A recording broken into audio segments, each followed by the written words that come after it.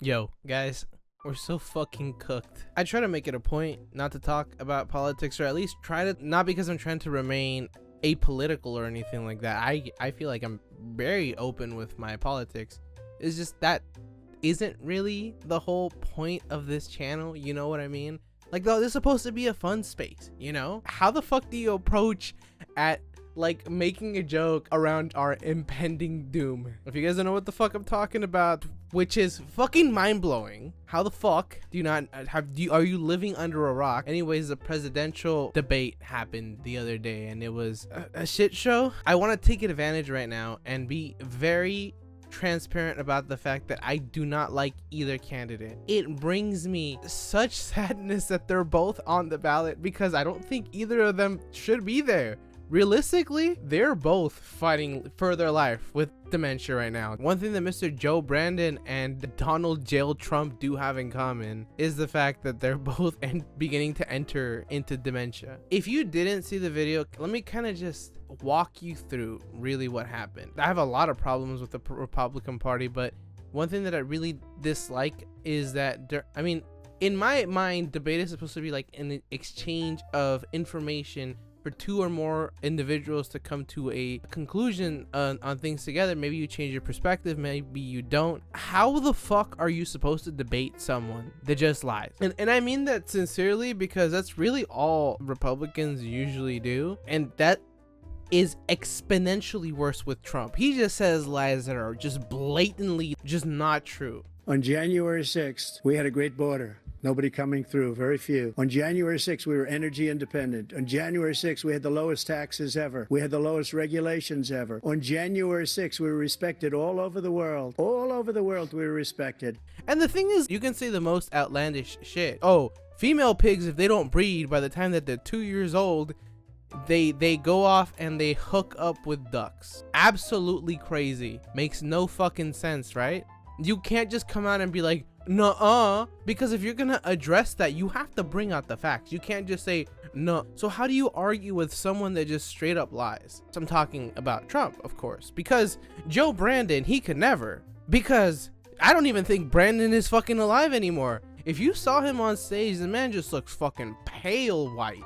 He's got the most feeble voice. It kind of sounds like an old man talking in between his teeth, and it's fucking depressing, dude. How am I supposed to feel comfortable with us entrusting the country to a man that might as well be some Weekend at Bernie's fucking joke at this point? Let's be honest. It's so fucking funny though, because Trump will be going off on the most incredibly like just blatant lie ever conceived, like just poorly conceived, that Biden will sometimes just be like staring off into the distance. It's almost as if he made eye contact with death, and then like at some point he comes back into his body and you'll just like see him smile and like kind of giggle. Fucking bizarre. There's so many things that I don't like about Trump. I genuinely think he's a bad person. He's a bad businessman. He's an incredible racist. Dude, he's just like the most inept villain. It's so frustrating for me to see him just go up there and just with the most confidence just be able to just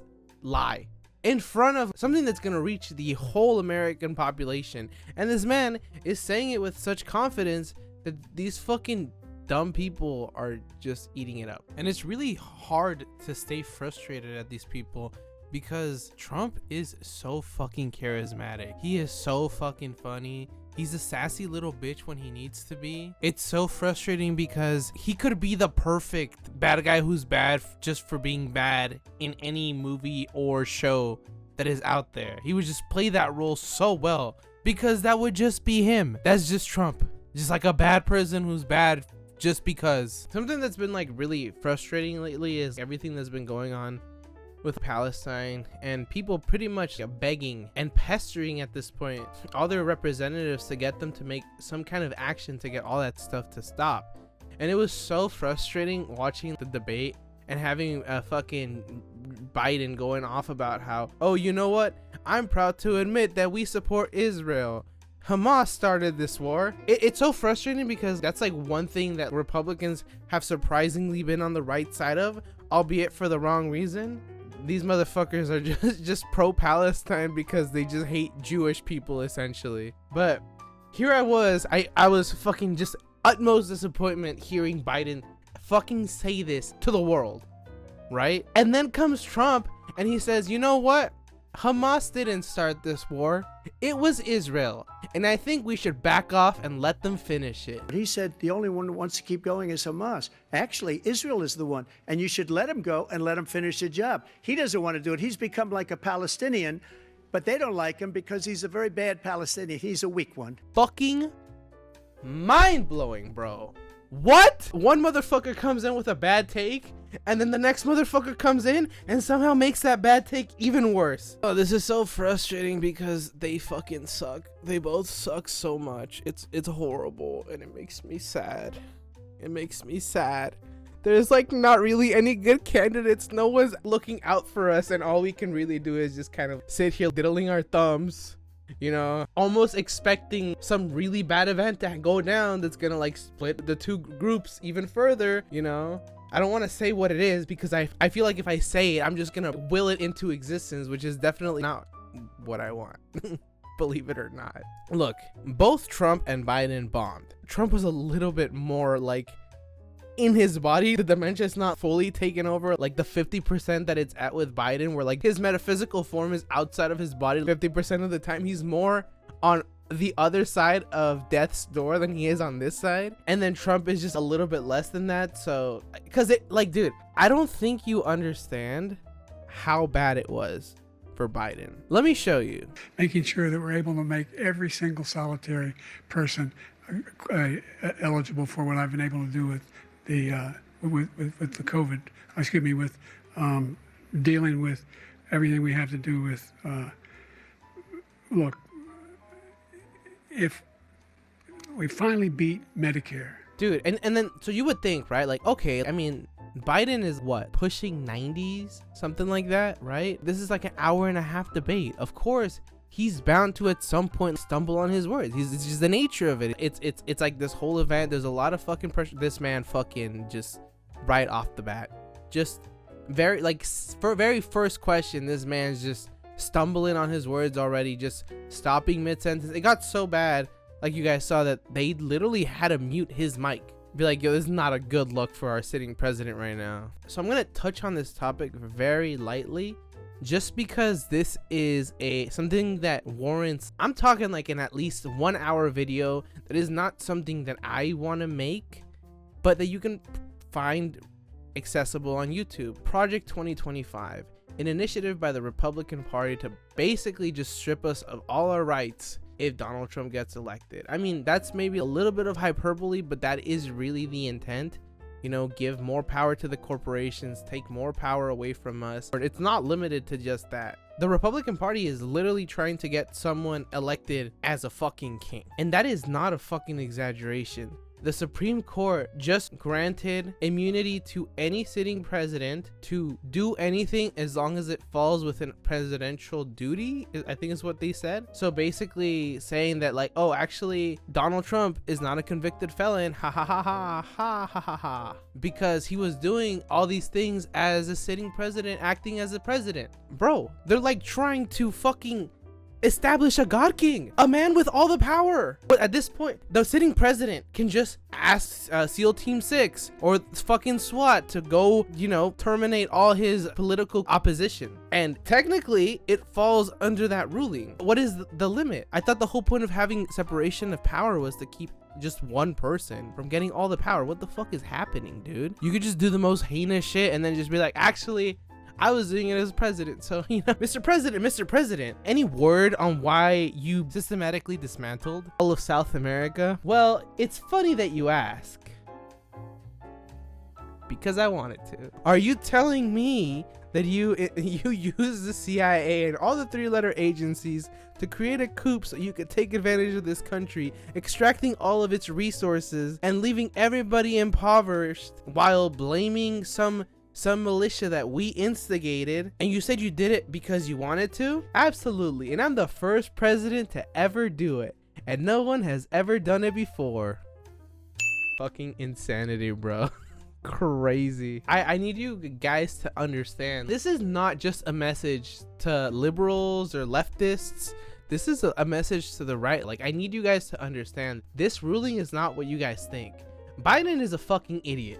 I really doubt that he could do anything. With this ruling, Biden can realize all those fears that you think that liberals want to push your way. Basically, your biggest fear of liberals making your kids trans is now gonna become a reality, and the president's gonna do it legally. You should be scared. Biden could just decide tomorrow, you know what? I don't like how confident Trump is getting. He's getting too far off in the polls. I think I'm just gonna I'm gonna send the fucking Green Berets to get him. Get him, boys, lock and loaded. And just be like, yeah, you know, it was a president thing, you wouldn't get it. Like, this is not just like, oh, now Trump is gonna win and we're gonna be able to do all the racism. And I don't know, I'm trying to like think of other things that like Republicans do. I don't know, like sleep like with minors. I don't know. I will say there was like, I wouldn't say hope, but a tiny amount of relief on something that happened. So there's a couple of moments where Trump and Biden had a couple nuh-uh type argument, like little siblings, and one of them was over Trump telling the person that was moderating that, oh, you know, I can beat Biden at golf. And I called him out and he said, I'll do it, but he's never come through, so I think he's chicken. And Biden's like, actually, no, I'll beat your ass in golf. I just won 2 club championships, not even senior. You have to be able to hit the ball a long way. He can't hit a ball 50 yards. He challenged me to a golf match. He can't hit a ball 50 yards. It just kind of brought me back to that time on TikTok. Remember with the AI presidents playing video games together? And I was like, damn, you know, I really wish they would bring the boys back for one last game. As everything is fucking burning down, that's all I can think of, apparently. Also, I just kind of want to bring attention to this because I don't know how many people noticed. There's like a few times throughout the whole thing where Joe Biden will call out Donald Trump for something that he should be like trying to hide. And just like Donald Trump would just like admit to it. For example, Joe Biden was like, you know, out of everybody up here, only one of us is a convicted felon. And then like while having like his little sheepish smile, he goes, The only person on this stage is a convicted felon is the man I'm looking at right now. oh, you know, I was just being a little silly. You know how little rascals do, you know? You're just feeling a little silly, so you incite an insurrection. We've all been there, guys. Come on, dude. Guys, listen, I'm tired. Everyday work is somehow more crippling and eating away at my soul. The politics on this planet are just so fucking shit. Most of the time, shit feels miserable, but you know, in between that we get little moments of relief, which unfortunately every day feel like they're shorter. I know this hasn't been the most pleasant video. It's been a darker topic, unfortunately, and although I've tried to inject humor wherever possible, I understand that times are grim.